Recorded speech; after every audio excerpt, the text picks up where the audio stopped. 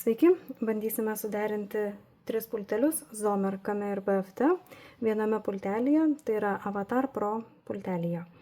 Mūsų visi originalūs pulteliai veikiantis atidaro mūsų originalių imtuvų vartus arba uždega lemputes.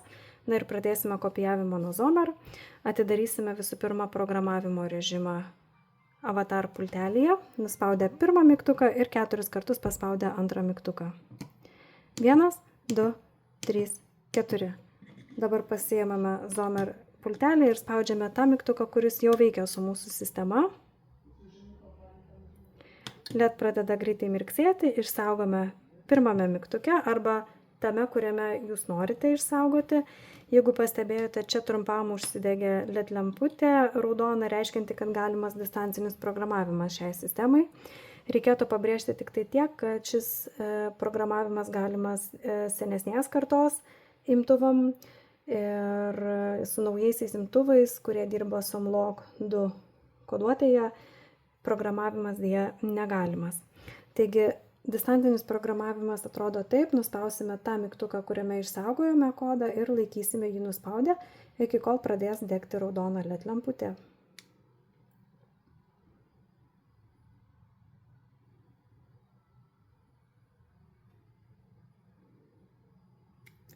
Taigi, pradėjo degti raudona LED lemputė, leiskime atlikti pulteliui savo darbą. Jisai šiuo momentu siunčia daug signalų į vartų automatiką, na ir prisirišinėja prie jos.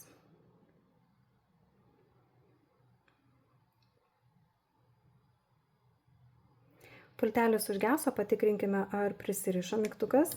LED užsidega.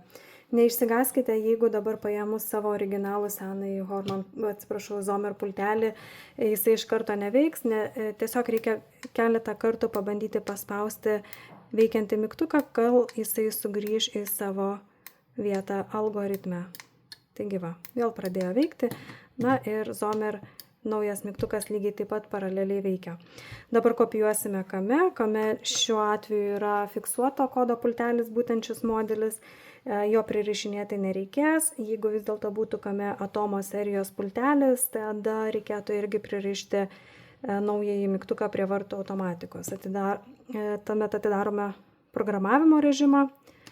1, 2, 3, 4. Spaudžiame veikiantį mygtuką. LED pradėjo mirksėti greitai, užtvirtiname antrame mygtuke ir patikrinsime, turėtų iš karto veikti. Taip ir yra, pultelis iš karto veikia, galime juo naudotis.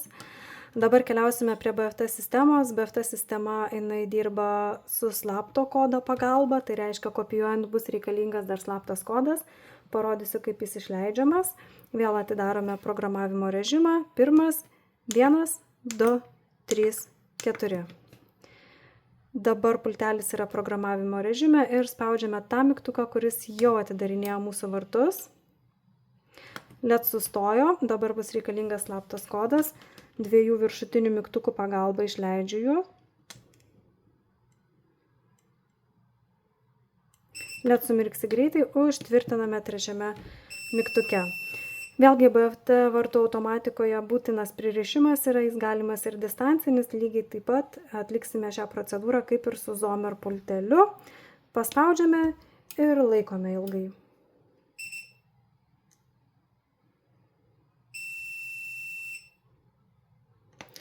LED pradeda mirksėti raudoną lempytę, taigi duodame atlikti pulteliui savo darbą, tai yra prisirišti prie vartų automatikos.